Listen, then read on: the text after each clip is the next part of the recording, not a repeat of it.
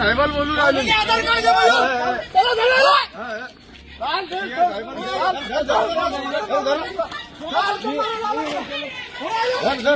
आम्ही पियायला लावला साहेबांना लावला.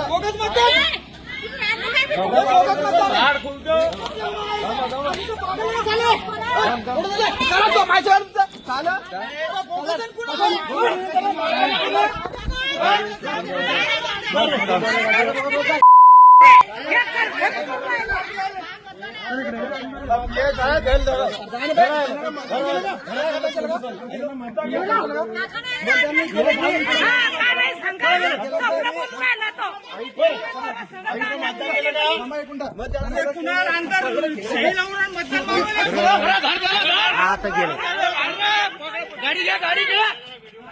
गाडी गाडी कुठे आहे? चला पकड ना गाडी. गाडी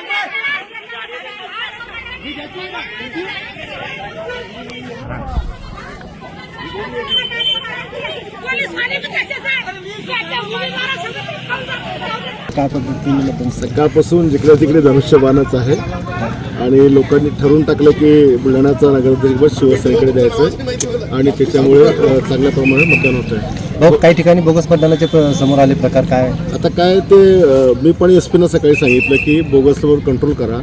आम्ही एवढी मेहनत करतो, कष्ट करतो आणि चुकीचे लोक मतदान करतात आणि मग तिथे पराभवाला सामोरं जावं लागतं काम. आणि खरं तर मी निवडणूक आयोगासारखं नालायक डिपार्टमेंट कोणताच नाही.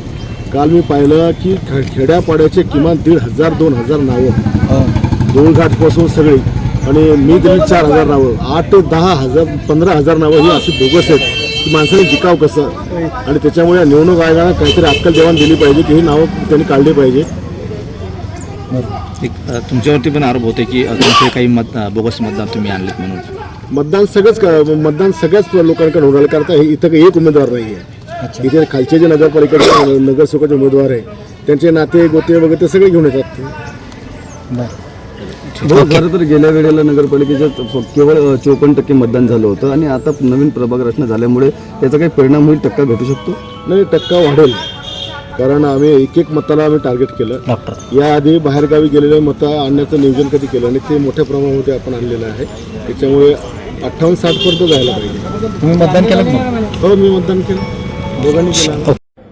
नमस्कार, मी दत्ता काकस, लक्ष्मी दत्ता काकस ह्या नगर परिषद बुलढाणा नगराध्यक्षाची निवडणूक लढत आहे.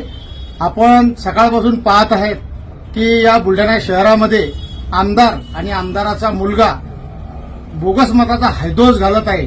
आता हे बेमानी करून जिंकण्याचा प्रयत्न करत आहे, परंतु जनता सुज्ञ आहे आणि जनता यांना यांची जागा दाखवल्याशिवाय राहणार नाही. मी सर्व मतदारांना, माझ्या माया भगिनी भावांना विनंती करतो की याला याची जागा दाखवा आणि याचा जो मस्ती माज आहे उतरवा, एवढीच मी आपल्याला सर्वांना विनंती करतो. जय हिंद, जय महाराष्ट्र.